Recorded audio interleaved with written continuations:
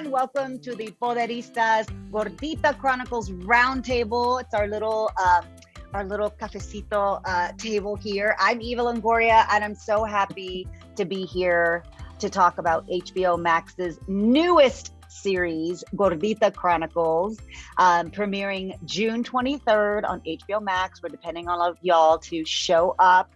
This series follows Cucu Castelli as she looks back at her childhood after her family makes the move from the Dominican Republic to Miami in the 80s. I mean, could you think of a better place to be in the 80s?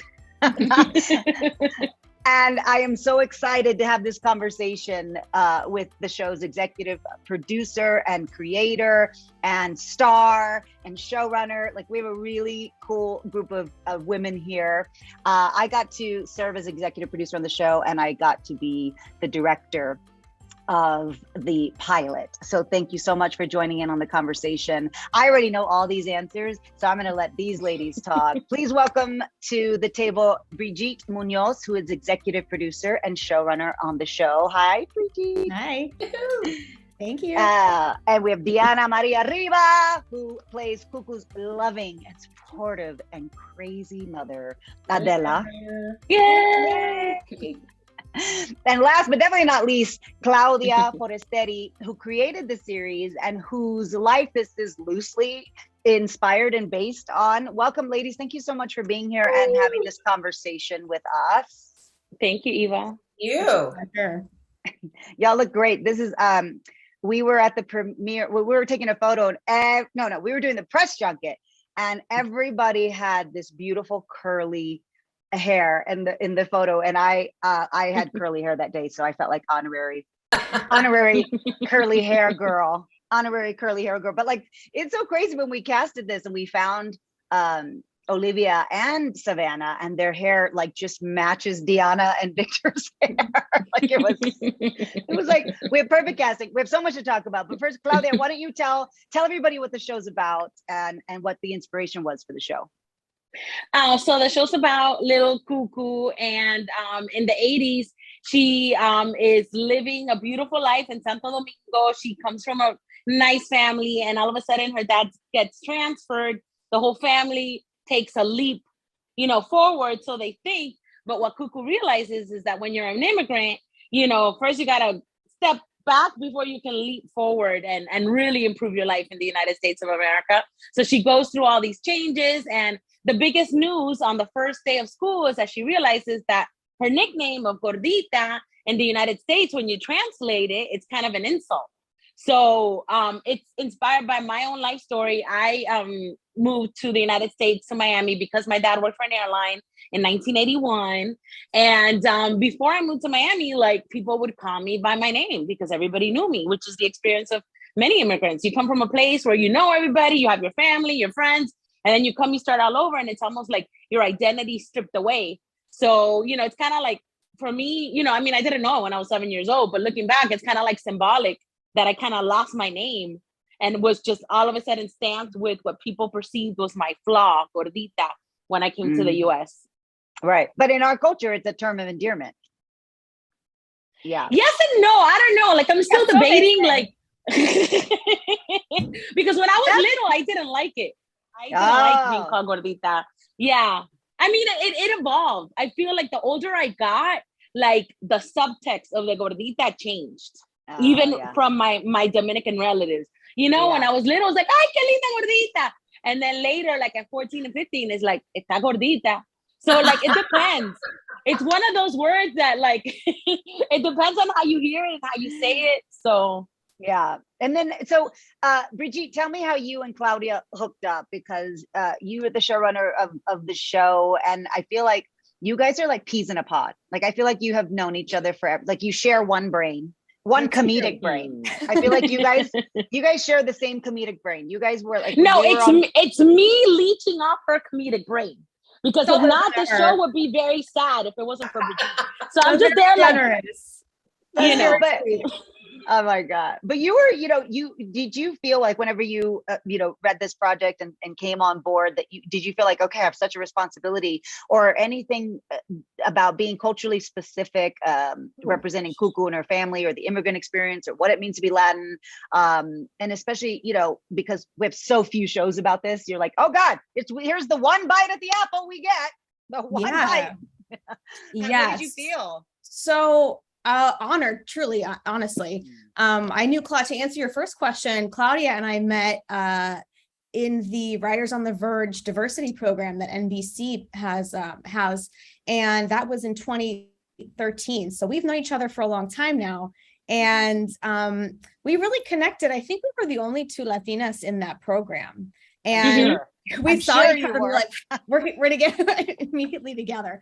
And so, but this is years later that Claudia had brought this project to Sony, and I had just happened to be in an overall deal with them, and they brought this project to me, and it was like the easiest decision to say yes to, because so much of what I saw in Claudia's story was, I could see myself and my family in there as well, which is such a beautiful thing. She was so specific to her own life, and yet it's so relatable for so many people. And to answer your second question about, representing and what that means to be authentic, I think it was such a wonderful opportunity because the show itself represents so many different cultures, I guess, if you will.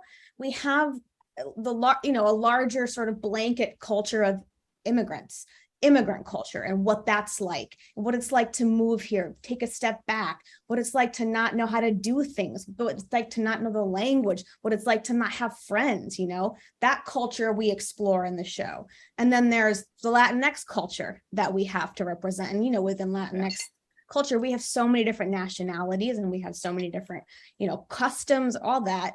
And we had to represent that. There's Dominican culture, specifically our family is Dominican, that we needed to be specifically representative of. And then there's teenager in the 80s culture, Gordita culture. We had so many different things that we had to hone in on, be specific. And we were very fortunate that we put together this beautiful writer's room that represented all those cultures. We had 80% of our writers' room were either immigrants or children of immigrants. We had so many writers from different Latinx countries. We had Dominican writers, our producing partners, the Saldañas are Dominican. So we had lots of help with accuracy and from Claudia, from our writers, from them. And we had writers that grew up in Hialeah, where the show is set. We had Gordito writers. We just had it all. And I think that really is the key. And when you're creating authenticity, is specific diversity in your creative team. Yeah, I think specifically with comedy, people don't understand. Comedy is about POV, a point of view, right? Like comedy is like, if you don't have a point of view, it's not going to be funny. And I think the mistake sometimes you get in development, we've all been in development cycles, is they try to make it broader, make it appeal. And you're like, no, in comedy, you gotta if this is the experience. And then it's so relatable because everybody's had that experience. And I know, Diana, when you read the script, Diana's disclaimer, Diana's been a friend of mine for 100 years. And so I was gonna direct the show. And then also, as one of her best friends was like, oh my God, girl, you got to read this thing. She's like, I just got it. I just got the script. So I was like on her journey as her friend, and then the journey as the director. But when you read it, you were like, oh my God, this was my life. You thought the same thing, didn't you? Absolutely. I am first generation Dominican. I spent every summer of my childhood in the Dominican Republic. And I think it was just even that life of mine in Ohio, trying to find where I fit in, that at that time in Cincinnati, Ohio, the Latino community was it was non-existent. It was very, very small. And we definitely had like maybe one set of cousins that lived there. So I grew up in that neighborhood where nobody spoke two languages. Nobody spent their summers in a foreign country visiting their relatives. Nobody had hair like mine. And so it was that journey of trying to find where I fit in, as they say, ni de aquí, ni de allá. I was going back and forth with that that journey as a young person, all through my young adult life. Like, where do I belong? Yet knowing I belong in both places. So I love that people's journey was exactly the story of where do I belong. Yeah. And you, I mean, Ohio. I have to say the Latino community has grown significantly since then. Yeah, no, I can just imagine Diana as a child, like with your curly hair. Oh, no. You know, listen, I'm the only one in my family who kind of has this hair, so nobody can figure it out. So let me tell you, so they would be brushing it, and it was, massive. But I will say this: it's it was the '80s. And I always say that my hair never really left the decade. So that was another thing when I read the script. I'm like, it's the 80s. Great. I'm already halfway there. Let's do it. Exactly. But it's so funny because even though the family is Dominican, I feel like I said, like, I'm Mexican American. I'm 9th generation. Like I'm far removed from the immigrant experience, yet I still encounter, because I'm brown, I still encounter similar things. I remember going to school with a bean taco and begging my mom to make a Pop-Tart. I was like, no, I don't want to carry the bean taco. And she was like, I'm not buying you a Pop-Tart. Those are like $4 for four pieces. I'm not going to spend $1 per Pop-Tart. And so I just remember, but how do you think the Latino community will receive this family, or how do you hope they receive this family? Because we're not a monolithic group. And sometimes I see TV shows made about East LA or about Puerto Ricans in New York, and I'll see the Mexican American go, well, I don't understand that show, it's not me. And I'll see the Puerto Rican go, well, I don't get East LA shows because I'm not a cholo. Instead of really identifying the commonalities we all have. Like, we have way more commonalities than differences, even though we're very different and we should celebrate the differences. But I think there's something super unifying about the Latinx community. This is a question for all of y'all. I mean, what do you hope that the Latin community gets out of this show and can relate? It could be simplified. I think it could be simplified to something even more common. Whether you're first generation, whether you're Latino, whether you're Dominican, whether you're from an Italian background, I think the more common element is that we've all had that chapter in our lives where we've started something new, joined something new. We've a new job, a new school, a new neighborhood, a new group of friends.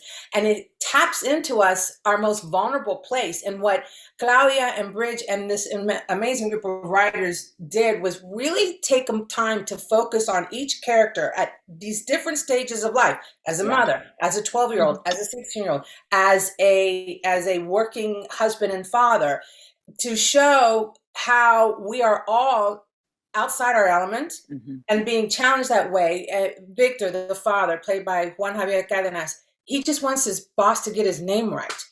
I'm having a hard time finding mi comadres within my own community. They live in Hialeah, they live with she lives amongst other Latinas, and she's still having problems just finding where her little group of friends are, the girls, and all that insecurity and vulnerability that comes with being a teenager at in any decade. So I feel like that the commonality there is that we all get tapped into that place of fear, anxieties, and knowing or questioning whether or not we're enough. Yeah. I'm so glad you brought that up. Well, Diana, exactly. Claudia and I had always talked about how there is a commonality. There's the experience of being an immigrant is so similar to being a teenager. You start over. It's a reversion, every time you go, it's the same things. Like you said, trying to make new friends, learning the language, trying to get used to the way things are done. And you're like awkward in your space and awkward in your mind and awkward in your body. It's something that I agree. Everyone can relate to. The other way I think, and I hope people can relate to the show, is that we set it and we've stylized the way we tell the story in such a way that everyone has seen. We call it our Juan Hughes style, the John Hughes style of movies. These classics that people have grown up watching. We use their visual language. We use, we allude to it. We've sort of reappropriated in many ways this visual language and style because people already are familiar with it. They are comfortable with it. And so hopefully that can sort of take down an obstacle to connecting to seeing a brown family on television and just be like, this feels familiar. I can lock into this, Yeah. Yeah. Yeah. Claudia? And oh yeah, no, just to add to all those beautiful things that Bridge and Diana just said, I also hope that our mainstream audience, those who are not Latinos, who are not immigrants, will also have more sympathy for immigrants and their plight, see the lighter side of immigration, and, you know, just realize that, to me, like, immigrants are like the newest member of the club that is the United States of America, you know, and I think that's part of the success of this country has been fueled by this like fresh blood that comes in, these like believers. It's kind of like, you know, born again Americans. That's what immigrants are. So I hope people will see that too. Yeah, that's such a good point, because I do think the show is so good. I mean, I, of course, love the pilot because I directed it, but the other episodes, I was crying at at Adela trying to get a driver's license. I was crying with Victor trying to play softball because he's Dominican, he should be good at it. Right. I was like, oh my God, like these ideas could be anybody. It could be Al Bundy trying to learn softball for his job. You know what I mean? Like, and that to me is important. And so I just think people are going to really enjoy the show regardless of, and this is also one of the few shows you can watch with your whole family. Like, you guys really touched on, every time I think like, oh my God, I love that storyline. Like, oh no, but yeah, Victor's is really funny. And I'm like, oh my God, I can relate to Savannah's storyline as she's, you know, navigating high school. You're like, yep, been there. So I want to talk about the word gordita. How do you feel about this this word? I mean, are you wanting to make a statement about body positivity, specifically with Latinas who struggle with body image, like, you know, claim it, reclaim it. Like, I love that we've reclaimed chingona. Like, I love that Latina, like, it used to be this bad word. I remember I had it on a hat here in Mexico, and my husband's like, you can't wear that, we're in Mexico. And I was like, no, it's a good thing. Isn't it a good thing? And he's like, oh my God, we are in the passport control. He's like, oh my God. But I just think it means different things to different people. What do you guys say about that? It definitely is a word that goes both ways. We're all thinking back on our own personal history with that word. Yeah. I love what Claudia said about how the inflection of the word changed the older you got, and it was less of an endearment and more of a concern, because I walked 1,000 miles in those shoes, still do. Here's what I know. I think that if we have this beautiful young girl at the age of 12, embracing her body, and the only message we send out is, young girls, embrace your body, we will have won already right there. Mm-hmm. They're living in a world that in the 80s we did not live in. We did not have 24/7 compare and contrast being shoved in our face, showing us what we should and shouldn't look like. And when you come from a community that embraces the body and a woman's shape more than other communities say, then I feel that the faster and the earlier and the sooner we spread that message and cement it in our girls, then as young women or as women in general, we know that this is not to be compromised by anybody else. And I think that the show does a really beautiful job at showing that whole acceptance.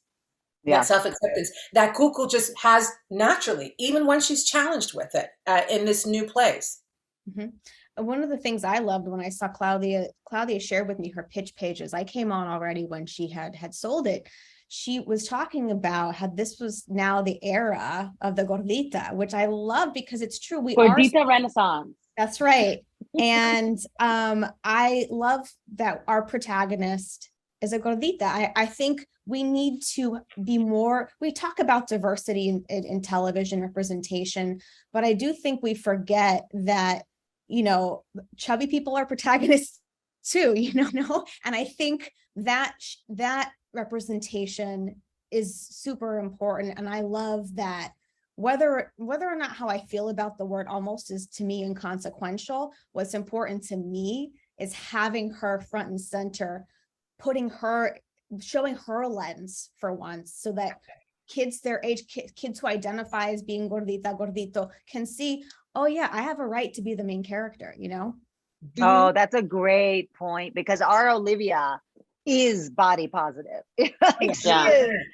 I 100%. love that it is Cuckoo's perspective, and she's kind of like, okay, buzz off. I've got bigger fish to fry in my life right now. But Claudia? Yeah, I was, you know, as I said earlier, like growing up, I had mixed feelings about it, about the word. And then as I got older, I was like, I'm just gonna like embrace it, I guess. I mean, I've been through so much with it. Like I've been through ups and downs, and I still have trouble embracing it now. Like, but I think now I'm at a place where, like, you know, I've fully embraced the word. But I guess I'm talking about a few years ago. And when I was coming up with the idea, like I was just very inspired by like all the body positive movement. And I thought it would be interesting to just look back, because in the 80s, yes, we didn't have social media in the 80s, but also we didn't have curvy role models in the 80s. Like I remember it was very hard to get pants because I had, you know, a big butt, and I used to get made fun of for my butt. They used to call me Jabba the Hutt butt. And now everybody wants a big ass. And like, you know, and now you have stretchy jeans, and it's like, oh. And then like they used to make fun of my lips too when I was younger, and same thing. Now everybody wants like the injectables. So one thing that I find interesting is like, man, if you wait long enough, I used to get made fun of for my freckles too, because I have freckles. And now like there's people getting their faces tattooed to have freckles. Yeah. So are you an icon, Claudia? You're an icon. You're an icon. Next thing is gonna be big arms. Big arms are gonna be the next thing. Look at that. Oh, I can't wait for that. You're an icon. But Right? you're right. I mean, yes, and I think you're right. Like, yeah, everything like comes in waves. I was La Prieta Feya, so I mean, my parent, I thought my name was Feya, Faya, and I was like, I think my name's Feya. Yeah. Even No, one of the most beautiful women in the world. I know. well, my sisters still don't think so. I have to show them lists. I'm like, I'm on the people most beautiful, and my sisters are like, yeah. They're like, okay, whatever. You probably rigged the list. I'm like, okay, No. you know what? Yeah. But speaking of like that, like I love how you guys made the sisters characters, Emilia and Cuckoo. Like I love their relationship because they are like, "Meow!" And then you know, here comes Savannah to save the day, or here comes Cuckoo Emilia to save the day, or Cuckoo to save the day, and like that's who we are at the end of the day is familia. And I love like you know, the way the family dynamics have been created. You know, Diana, have you had any conversations with Olivia and Savannah about being so young in the business? And like, especially Olivia, because people who are going to watch a show, she's never acted a day in her life. This is her first thing, and she's so good at it. She's blowing up. She was on the red carpet of Follow the Bride. She was like interviewing people. I mean, she's like born for this industry. But like, what you know, what do you think? Have you given them any advice about starting their career so young? You know, the first thing that happens is that I'm a mother. Soy madre, así que when we're on set, I am protective of them just naturally. You know, if there were any moments where, you know, I could see one of them getting flustered because of a line or whatever, it was just a kiss on the forehead to, you know, let them know it happens to everyone. But let me tell you something.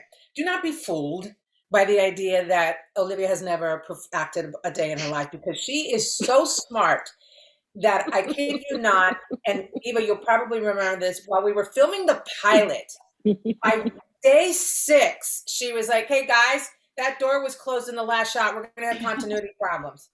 Like, knew the lingo, knew the mechanics of it. She absorbed it so quickly. And the other thing is, honestly, is to see them react to the 80s. And I'll never forget one day that Savannah came in, and she had one of those double looped metal belts wrapped around her waist, which is like this big. And she literally came in and she's wearing this double chained thing around her waist. And she just looks down and looks at me and she's like, I don't get it. I'm like, no, seriously, like, it was a really good look. And she's like, okay, but twice? I don't get it. And so the girls really just, they were brilliant at diving into their characters, at living in their characters authentically, and they're both so smart that there's really no advice to give. Like, I could learn from them, and learn from them is to always come in to your role with, you know, kids' eyes. What can I discover about this soul that I don't personally inhabit? And they're brilliant at it, and and I think there are elements of Olivia that is so 0 degrees of separation for Cuckoo, and that it just makes this character so alive and pop, and why you fall in love with her. You fall in love with all of them. But I think that's one of the best points about it. I want to talk about the 80s as a character, because what I loved that you guys purposely did when we shot the pilot was, for production design, was like, you were like, we don't want it to be the joke. Like, it's not the Goldbergs. It's not, you know, I remember you said something so funny, Bridge, about like the certain color. You're like, it can't be blue funny. Can't be blue and red funny. Nope. Yes, to me, red, yellow, primary colors are like the comedy colors. I hate them. They're like being like, we're trying to be funny, and I can't. Brigitte banned those colors. She banned them. I don't want to see yellow. I don't want to see blue. I don't want to see red. Except in the McDonald's logos. That's it. But I remember that, and I was like, you're so right. There's something like that triggers you with the color palette. Right. And Cabot McMullen, who was the production designer, just nailed. I feel like, and then series, you guys really did such a good job of like, Amy the Wheeler. clothes were appropriate and the sets were appropriate, but it's not like in your face. What do you think? What do you think the 80s provides to the show as a character? Oh, so much flavor. Yeah. Mm-hmm. Music. I mean, I think if you grew up in that era, this is why this show appeals to so many generations. But to grow up in that era and hear the throwbacks with the music, to see, you know, an outfit that any of the kids wear, or even the shoulder pads, you're like, my mom wore this, was my mother right here, whatever. And it's so nostalgic. It's from the food too, like a box of grape nuts. I hadn't seen a box of grape nuts in forever, forgot about them. Where did they find this box of grape nuts? It's like little things like that, little bits of nostalgia. Yeah. Bridge, Claudia? Yeah, I think like what Diana said, the nostalgia, but I think for the people that didn't grow up in that era, it is eye candy. It's just like it's another world. Kids don't know a world without cell phones and computers now. And the things that we had to do to occupy. I remember Olivia in her room, we did the set deck and all the props and everything for her room, just would be entranced at all the different things on the shelves. One day she comes out and she's holding this. What is this? I said, it's a yo-yo. Never seen a yo-yo. It's like those little things that are just like, wow, in a museum. That's really exciting for them too. Yeah. That reminds when Olivia went to make a phone call in the scene, and it was a rotary phone. Yes. I was just gonna say, in the pilot, and she went to dial, and I think, you know, being a good actress, she decided she would dial her own number, which took forever. She was dialing first the area code and then every digit, and we're sitting there, camera was on her forever, that the camera crew finally just lost it and started laughing. She's like, what, I'm dialing my number? I'm like, yeah, you can just do 1 2 1 2 1 2 1 2. But she was like, 8 9 8. Yeah. Claudia, anything about the 80s? Yeah, for me, the cool thing about the 80s, two big things. One is the freedom, and also at the same time, the limitations. Limitations because, like, you know, in the pilot, we have the two sisters fighting over the phone. Like, you only have one phone, you know? So, like, if you had to make a phone call, like, somebody had to get off it. Like, now everybody has their own phone. You don't have that problem anymore. But then also the freedom. Like, I remember, like, we would go out to play, and my mom would just be like, okay, be home by sundown. And that's it, you know? So it's just, you had the freedom to just be out all day with your friends, get into trouble. And also, like, from a point of view of, like, immigration, like, one of the reasons I wanted to set the show in the 80s, and that Cuckoo was looking back, is because, you know, when I was creating the show, Donald Trump was saying very horrible things about immigrants that were highly inaccurate.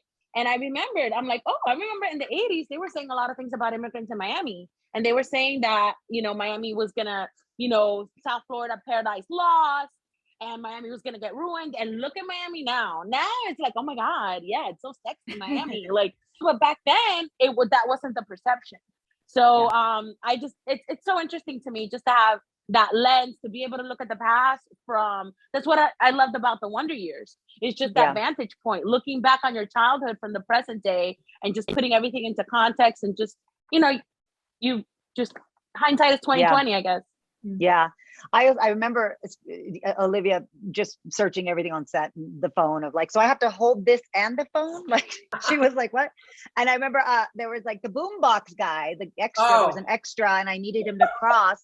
And I was like, going, okay, kissing couple, boombox guy. And then so the kissing couple would cross, and then I go, boombox, and he wouldn't cross every time. I'm like, boombox. I cut 4 times, and I'm like, you with the boombox, you got to cross. He goes, is that what this is? He had no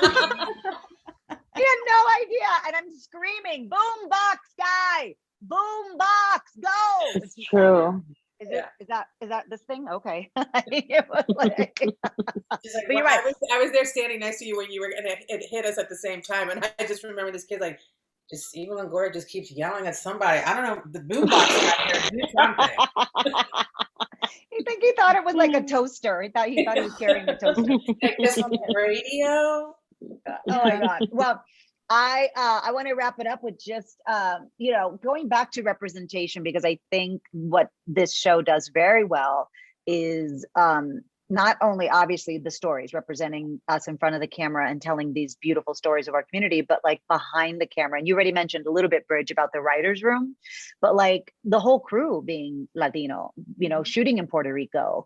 Bridge and Claudia, you want to talk a little bit about why that was important to you guys? Is, our DP was Latino, and choosing the directors you chose for the rest of the episodes. So for me, it was kind of, even though I'm of Dominican descent, I was actually born in Puerto Rico. For the fictional version of this story, like, simplified it, coming from the Dominican Republic. So it was kind of coming full circle, like, being back in Puerto Rico, where my journey started as an immigrant. My parents were Dominican immigrants to Puerto Rico. And one thing too, that was a plus that we didn't even realize while we were planning to go to Puerto Rico, was that having the crew members be, Puerto Rican, Caribbean, they knew so much about Dominican culture, because there's a very close connection between Puerto Rican culture, Dominican culture, and Cuban culture. And those are like the 3 dominant cultures of the show, because in Miami, you have so many Cubans. So that was like an added plus, was like so many people knew Dominican culture, like just because they're like living in the island next door. And also Puerto Rican people were like just very warm and friendly, and they made the kids feel at home, and they made the kids feel like part of a bigger family. So it was a great experience to shoot there. I agree. I think that the kids got, I don't know. I'll speak for myself too. I'll say the kids, I think, got an experience that I had never had in my life growing up working on sets, which is that like we would listen to music between like takes, and the music would, sure, some of it would be like top 40 or whatever, but a lot of it was music we grew up listening to with our parents, all the Spanish language music that like you never hear in a professional workplace in America. You just don't hear it. And there's something very bonding and communal about sharing this culture, making a show about our culture. And I really think it was affirmational for our kids to be supported in that way. In culturally, I think it was really it was like a gift, an unusual gift that I don't know that they'll get to experience. And I hope they do another time in their career, but it did feel very much like a family. For me, I felt it was a bilingual set too, which I think was phenomenal. It just shows how much is possible when we make space for people, Mm-hmm.